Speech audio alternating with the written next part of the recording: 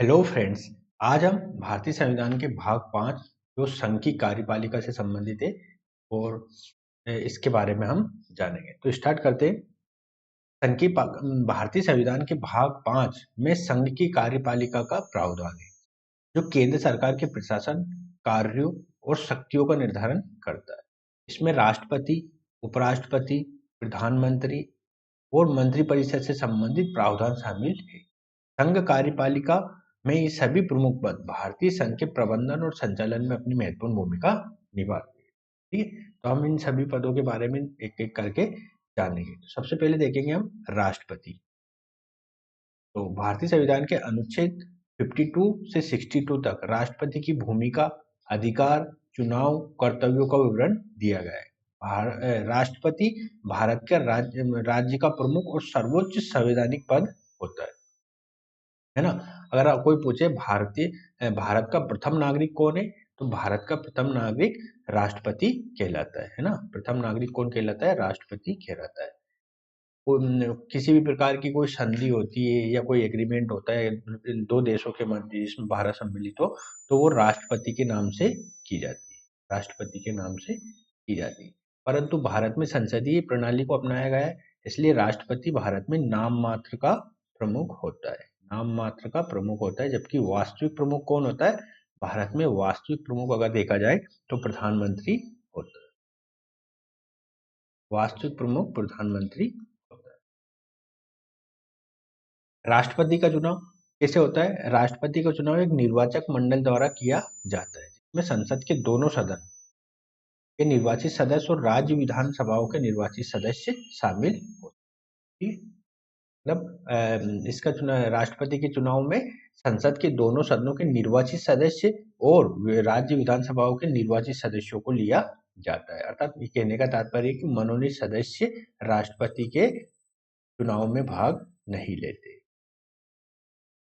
कार्यकाल क्या होता है? राष्ट्रपति का कार्यकाल 5 वर्ष का होता है और वे पुनर्निर्वाचन के भी योग्य होते हो। हाल ही में आपको पता होगा कि अमेरिका में चुनाव संपन्न हुए, जिसमें कौन जीते? डोनाल्ड ट्रंप जीते। Donald Trump. तो भारत के राष्ट्रपति और अगर अगर अमेरिका के राष्ट्रपति में तुलना करेंगे तो भारत का राष्ट्रपति जन्म से भारत का नहीं होगा तो भी चलेगा। अर्थात अर्जित या किसी तरह से भारत की नागरिकता प्राप्त कर ली है उस व्यक्ति ने, तो वो भारत का राष्ट्रपति बन सकता है। परंतु अमेरिका में ऐसा नहीं है। अमेरिका में जन्म आपका अमेरिका के नागरिक के रूप में होना चाहिए, है ना। आप अगर बाद में वहाँ के सिटीजन लेते हैं तो आप अमेरिका के राष्ट्रपति नहीं बन सकते। ये एक प्रमुख वहाँ का भारतीय राष्ट्रपति और अमेरिकी राष्ट्रपति में अंतर है। और एक और अंतर सबसे महत्वपूर्ण ये है कि भारत का राष्ट्रपति कितनी ही भी बार राष्ट्रपति निर्वाचित हो सकता है, जबकि अमेरिका में 2 बार से अधिक राष्ट्रपति नहीं बन सकते। ठीक है, तो ये डोनाल्ड ट्रंप इसके पहले भी राष्ट्रपति रहे थे। अब वो 45वें राष्ट्रपति रहे थे। 46वें जो बाइडेन थे। 47वें वापिस से डोनाल्ड ट्रंप चुने गए हैं। तो ये उनका आखिरी कार्यकाल रहेगा। तो इसके बाद वो राष्ट्रपति नहीं चुने जा सकते, क्योंकि 2 बार से अधिक वहाँ के संविधान में ऐसा वर्णित है कि अमेरिका का राष्ट्रपति 2 टर्म से ज़्यादा ग्रहण नहीं करेगा। नेक्स्ट आता है भारत के राष्ट्रपति के कर्तव्यों और अधिकारों को देखें। तो राष्ट्रपति के पास विधायिका, कार्यपालिका, न्यायपालिका के मामले में विविध अधिकार होते हैं।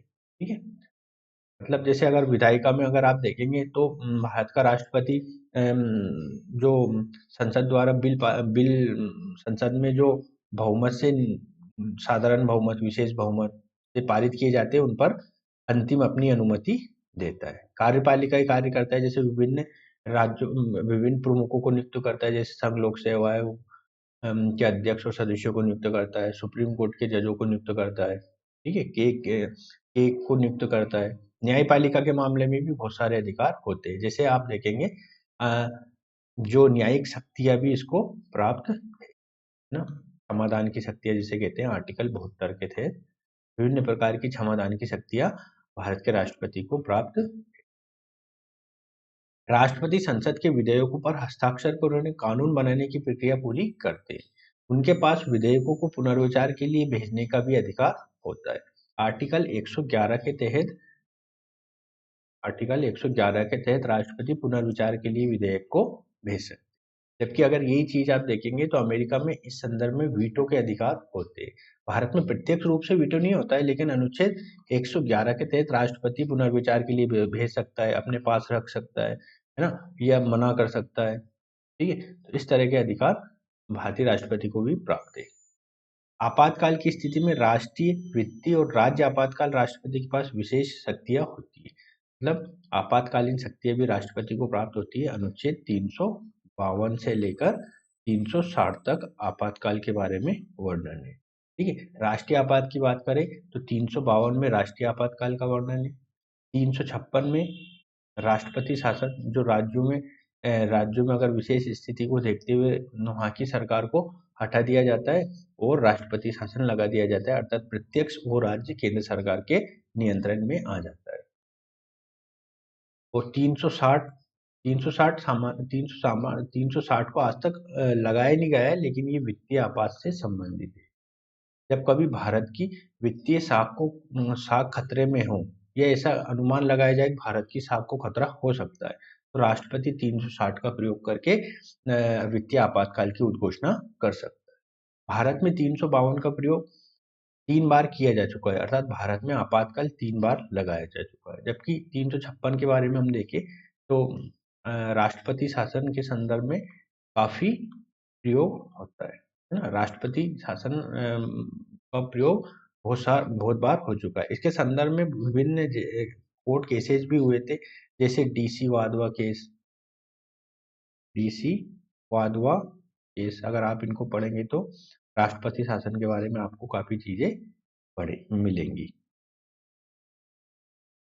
विदेश नीति, रक्षा, युद्ध के मामले में राष्ट्रपति सर्वोच्च अधिकारी होता है। यद्यपि यह अधिकार प्रधानमंत्री और मंत्रिपरिषद की सलाह पर होते हैं। जो मैंने अभी बताया था कि जैसे विदेश नीति हो गया, रक्षा हो गया, डिफेंस पैक्ट हो गए, है ना, युद्ध के मामले में राष्ट्रपति नाम मात्र का प्रमुख होता है, अर्थात उसके नाम से उद्घोषणाएं की जाती है। जबकि वास्तविक प्रमुख कौन होता है? प्रधानमंत्री सभी फैसले लेते हैं। नेक्स्ट आता है हमारा भारत का उपराष्ट्रपति। उपराष्ट्रपति क्या है? ये अनुच्छेद 63 से लेकर 71 तक उपराष्ट्रपति के पद, भूमिका और कार्यों का प्रावधान है। अर्थात कैसे चुना जाएगा और क्या उनकी योग्यता होनी चाहिए, कितनी उम्र होनी चाहिए। जैसे आपको पता होना चाहिए कि उपराष्ट्रपति बनने के लिए न्यूनतम आयु 35 ईयर होनी चाहिए।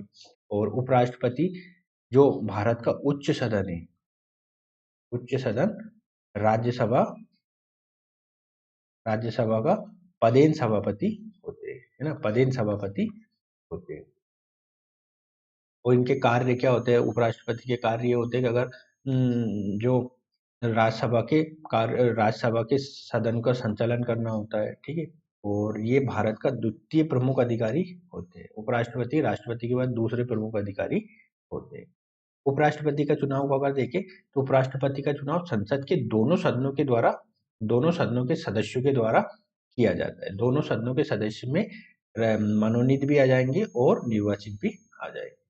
इसमें राज्यों के विधान मंडलों की कोई भूमिका नहीं होती है। राज्यों के जो विधान मंडल होते हैं उनकी कोई भूमिका नहीं होती। जबकि आपने देखा होगा जो राष्ट्रपति चुनाव में राज्यों के विधानमंडल के जो चुने हुए प्रत्याशी होते हैं वो इसमें भाग लेते हैं। किसमें? राष्ट्रपति के चुनाव में भाग लेते हैं। लेकिन राज्य विधानमंडल के जो निर्वाचित सदस्य होते हैं वो उपराष्ट्रपति के चुनाव में भाग नहीं लेते। कार्यकाल देखें तो उपराष्ट्रपति का कार्यकाल 5 वर्षों का होता है, जैसे राष्ट्रपति का होता है। और ये पुनर्निर्वाचन के योग्य होते हैं। ये पुनर्निर्वाचन के योग्य होते हैं जैसे राष्ट्रपति होता है। ठीक है, तो ये हो गया हमारा। इनके कर्तव्य और अधिकारों को हम देखें तो उपराष्ट्रपति राज्यसभा के अध्यक्ष होते हैं और राज्यसभा की कार्यवाही का संचालन करते हैं। ये मैं पहले बता चुका हूँ। यदि राष्ट्रपति का पद रिक्त हो तो उपराष्ट्रपति कार्यकारी राष्ट्रपति के रूप में कार्य करते हैं, जब तक कि नया राष्ट्रपति चुन नहीं दिया जाता है ना। जैसे अगर राष्ट्रपति का पद रिक्त है तो उपराष्ट्रपति राष्ट्रपति की जगह अपना राष्ट्रपति का कार्यभार संभालेंगे। ठीक है, और उन्हें वही वेतन भत्ते प्राप्त होते हैं उपराष्ट्रपति को जो राष्ट्रपति को मिलते हैं। ऐसी स्थिति।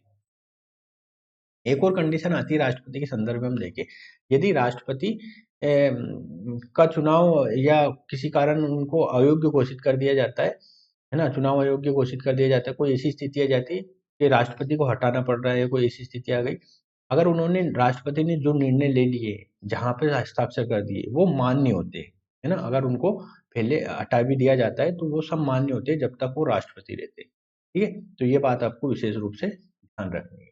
ऐसा नहीं होता है कि अगर वो अमान्य हो गया तो उनने जो पहले फैसले लिए थे उनको सबको गलत या अमान्य घोषित कर दिया जाए, है ना। अगर वो राष्ट्रपति जब तक राष्ट्रपति है जो भी कार्य करते हैं वो सब विधिक रूप से मान्य, जब तक कि नई सरकार या नया राष्ट्रपति आके उनको नल एंड वोइड या उनको अम, मतलब गलत मतलब उनको ऐसा नहीं कर दे कि ये अस्वीकार है। जब तक ना अस्वीकार ना करे तब तक वो मान्य माने जाते।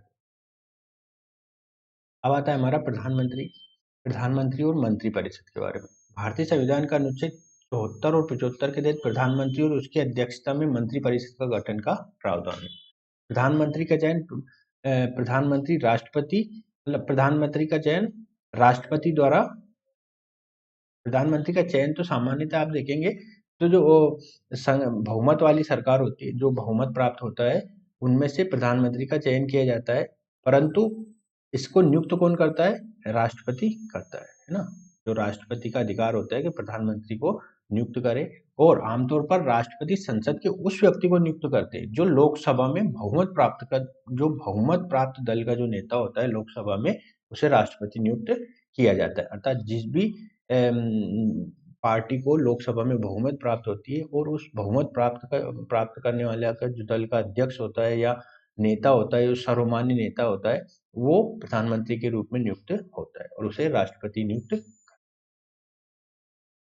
मंत्रिपरिषद का गठन कैसे होता है? मंत्रिपरिषद में 3 प्रकार के मंत्री होते हैं: कैबिनेट मंत्री, राज्य मंत्री और उपमंत्री। आपको पता होगा कि जो लोकसभा की कुल स्ट्रेंथ है उससे 15% तक मंत्री हो सकते हैं, है ना। 15% तक मंत्री हो सकते हैं, इससे ज्यादा नहीं हो सकते। ठीक, अर्थात मान लो कि 600 टोटल स्ट्रेंथ है तो 600 का 15 जितना भी निकलेगा 90 मंत्री हो सकते हैं। मंत्रिपरिषद का नेतृत्व प्रधानमंत्री करते हैं और इनका प्रमुख कार्य सरकार की नीतियों का निर्माण और कार्यान्वयन करना होता है। कर्तव्य और अधिकार देखिए तो प्रधानमंत्री मंत्रिपरिषद की बैठक के बुलाता है और सरकार की नीतियों को संसद के समक्ष प्रस्तुत करते हैं। मंत्रिपरिषद सामूहिक रूप से लोकसभा के प्रति उत्तरदायी होते हैं। ये महत्वपूर्ण बात है, मंत्रिपरिषद सामूहिक रूप से लोकसभा के प्रति उत्तरदायी होते हैं। अर्थात किसी भी मंत्री के प्रति अगर अविश्वास प्रस्ताव पारित हो जाए तो समस्त कार्यपालिका को इस्तीफा देना होता है। संविधान के अनुसार मंत्रिपरिषद का मुख्य कर्तव्य राष्ट्रपति को सलाह और सहायता प्रदान करना। ये ऐसा संविधान के अनुसार है, लेकिन वास्तविक में हम देखें तो जो मंत्रिपरिषद सारे मुख्य निर्णय लेती है। प्रधानमंत्री और उसकी मंत्रिपरिषद भारत या देश के अंतर्गत जितने भी अहम फैसले होते हैं वो लेते हैं और ये राष्ट्रपति को उस संदर्भ में अपनी सूचनाएं प्रस्तुत करते हैं कि उस पर हस्ताक्षर करें। ठीक है, हस्ताक्षर करें। तद कार्य राष्ट्रपति के नाम से होता है, लेकिन जो कार्य करते हैं वो कार्यपालिका वाले होते हैं, जैसे प्रधानमंत्री और उनकी मंत्रिपरिषद। मंत्रिपरिषद के सदस्य संविधान और कानून के अनुसार राष्ट्रपति के प्रति उत्तरदायी होते हैं और लोकसभा में विश्वास मत से जुड़े रहते हैं। जब तक लोकसभा में उन्हें विश्वास मत प्राप्त है अर्थात बहुमत प्राप्त है वो सरकार में बने रहते हैं। अब हम देखेंगे महान्यायवादी। महान्यायवादी भारतीय संविधान के 76 आर्टिकल 76 के अनुसार भारत में महान्यायवादी का प्रावधान है जो सरकार के प्रमुख कानूनी सलाहकार होते हैं। नियुक्ति कैसे होती है? राष्ट्रपति महान्यायवादी की नियुक्ति करते हैं। कर्तव्य और अधिकारों को देखें तो महान्यायवादी सरकार के कानूनी मामलों में सलाह देते हैं और सुप्रीम कोर्ट में सरकार का प्रतिनिधित्व करते हैं। अर्थात भारत का सर्वोच्च विधिक अधिकारी देखिए, भारत सरकार का सर्वोच्च विधिक अधिकारी कौन होता है? महान्यायवादी होता है। वे संसद के किसी भी सदन में भाग लेते हैं लेकिन वोट नहीं दे सकते। जो महान्यायवादी होता है संसद के किसी भी सदन में भाग ले सकते हैं लेकिन वोटिंग नहीं कर सकते। नेक्स्ट आता है भारत का नियंत्रक और महालेखा परीक्षक, जो आर्टिकल 148 से 151 तक वर्णित। नियंत्रक और महालेखा परीक्षक का प्रावधान है कि यह संघ की कार्यपालिका का हिस्सा नहीं है, लेकिन सार्वजनिक वित्त के मामले में एक स्वतंत्र संवैधानिक पद है ना। जैसे ऑडिटिंग वगैरह होती है कि भारत सरकार की, उसमें ये एक स्वतंत्र संवैधानिक पद है। इसकी नियुक्ति राष्ट्रपति करता है और कार्यकाल आप देखेंगे तो 6 वर्ष की आयु 6 वर्ष तक ये रह सकते हैं, या 65 वर्ष की आयु, जो भी पहले हो जाए, जब तक ये बने रहते हैं। उनके कर्तव्य और अधिकारों को देखें तो केक का मुख्य कार्य केंद्र और राज्य सरकार के खातों की ऑडिट करना और उनकी रिपोर्ट को संसद में प्रस्तुत करना होता है।